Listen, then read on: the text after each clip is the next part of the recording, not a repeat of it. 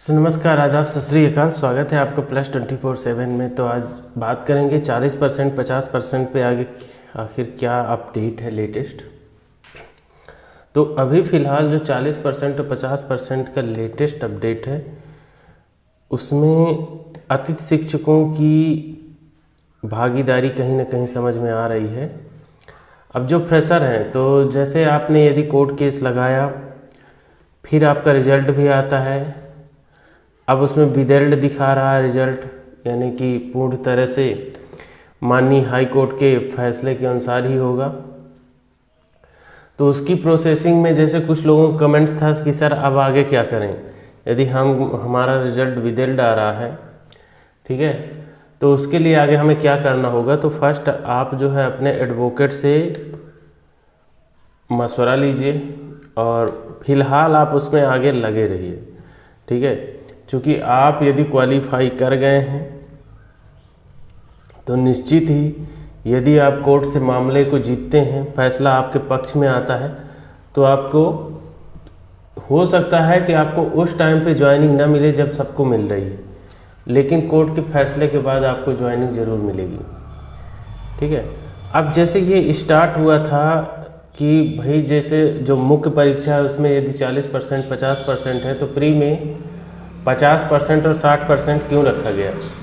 क्योंकि इसमें एक और मुद्दा था कि यदि कोई प्री एग्ज़ाम क्लियर कर लेता है तो उसको भविष्य में NCT NEP national education policy और जो ये बोलता है कि 360 डिग्री एनालिसिस जो नेशनल एजुकेशन पॉलिसी का है, एजुकेशन फॉर ऑल और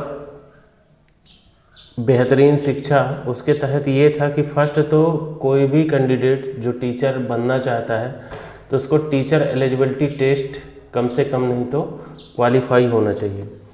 तो इसमें एक बेनिफिट था कि आने वाले टाइम पे और आज ही जो कुछ अच्छे ऑर्गेनाइजेशन के प्राइवेट स्कूल भी हैं वो भी टीचर एलिजिबिलिटी टेस्ट जो है क्वालिफाई ही लेते हैं। यदि आपका व्यापम का फर्स्ट क्वालिफाई है तो आपका कहीं ना कहीं सिलेक्शन प्राइवेट में भी हो जाएगा। लेकिन अब समय ऐसे आने वाला है कि जब आपको अतिथि शिक्षक में भी आपको कहीं ना कहीं व्यापम का फर्स्ट पेपर जो है क्वालिफाई होना मस्ट रहेगा, ठीक है।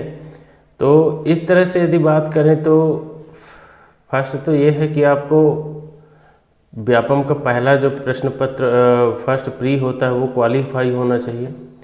और यही एक मुद्दा था कि भाई चयन परीक्षा तो कोई मांग नहीं रहा, चयन में आप जैसे 40% 50% रखें उसी तरह से आप पात्रता में भी रखिए, ठीक है। क्योंकि चयन में जब किसी की मेरिट बनेगी तब ना आप उसको जॉब देंगे, लेकिन इसमें तो क्या था कि सिर्फ पात्रता पास करना था। अब इसमें दलीलें दी गई कि क्या कहाँ तक ये उचित है 40% 50%। तो आप जैसे अन्य राज्यों में भी देखेंगे तो पात्रता परीक्षा में 50 से 60% कहीं भी नहीं है। जहाँ भी है पात्रता परीक्षा 40% 50% ही। आपको अन्य राज्य नहीं, अभी हाल ही की करंट घटना की यदि मैं बात करूँ, करंट सिनेरियो की, तो आप मध्य प्रदेश MP सेट का एग्ज़ाम देखिए, जो आपको भी पता है कि MPPSC के द्वारा ऑर्गेनाइज कराया जाता है मध्य प्रदेश सेट का एग्ज़ाम, ठीक है। और जब प्रोफेसर को सेलेक्ट करते हैं तो उनके लिए जब 35 से 40% है, क्वालिफाइंग का जो क्राइटेरिया है 35%, और जो कैटेगरीज वाले हैं और नॉन कैटेगरी वालों को 40% है। तो इसमें आप 50 से 60 कहाँ तक कैसे रख रहे हैं, ठीक है। ये एक दलील था। अब फिलहाल की अभी जो मैं घटना आपको बता रहा हूँ, अभी जो स्कीम चल रही है कहा जाए तो अतिथि शिक्षकों के द्वारा है कि अतिथि शिक्षक इतने वर्ष कार्य किए हैं तो उनको कम से कम 40% और 50% का आरक्षण मिलना चाहिए। 40% 50% का आरक्षण देखिए, एक तो ना तो कोई जिला शिक्षा अधिकारी कर सकता है, ना लोक शिक्षण संचालनालय कर सकता है, क्योंकि ऐसे जो कोई भी सुधार होते हैं डायरेक्ट कैबिनेट से होते हैं और इसमें शासन स्तर के मंत्री या कि इन्हीं के लेवल में ही कैबिनेट में ही पास करके इसको कराया जा सकता है, अदरवाइज ये पॉसिबल नहीं होते हैं।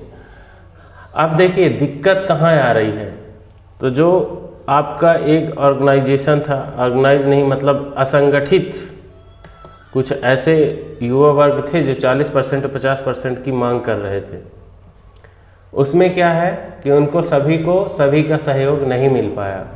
जिसका रिजल्ट ऑलरेडी 40-50% से ऊपर है, उन्होंने कोई ध्यान नहीं दिया ऐसे वर्ग पे, या कि जिसका 40% भी नीचे है वो भी इस मुद्दे पर हट गए। जिनका आगे है तो हो सकता है अभी मेरे कमेंट्स बॉक्स में ही बोलें कि 4% करा दीजिए।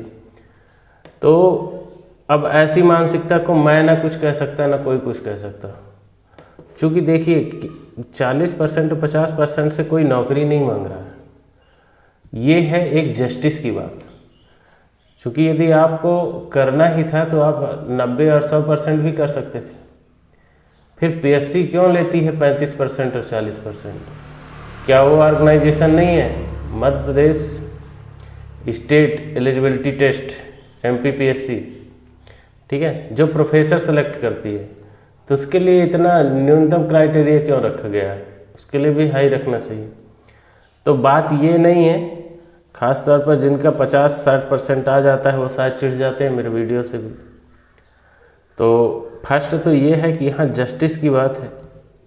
ऐसा नहीं होना चाहिए कि प्री में आपने ज़्यादा रख दिया और मेंस में कम रख दिया।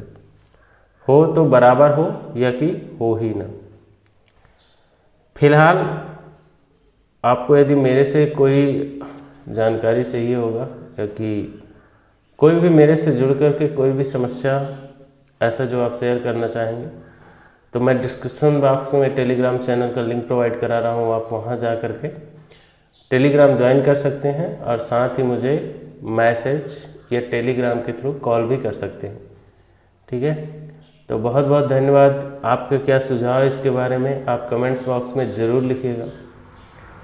और एक चीज़ और आपको बता दूं कि जो अतिथि शिक्षक की ग्रुप है वो लगातार लगी हुई है कि 40% और 50% ऐसे अतिथि शिक्षकों को किया जाए जो लगातार कई वर्षों से कार्य कर रहे हैं। तो बाकी के भी जो संगठन हैं उनको भी प्रयास करना चाहिए। फिलहाल इसी के साथ हम आज आपसे लेते हैं विदा। मिलेंगे नेक्स्ट वीडियो में, तब तक के लिए जय हिंद, धन्यवाद। आपका दिन शुभ रहे।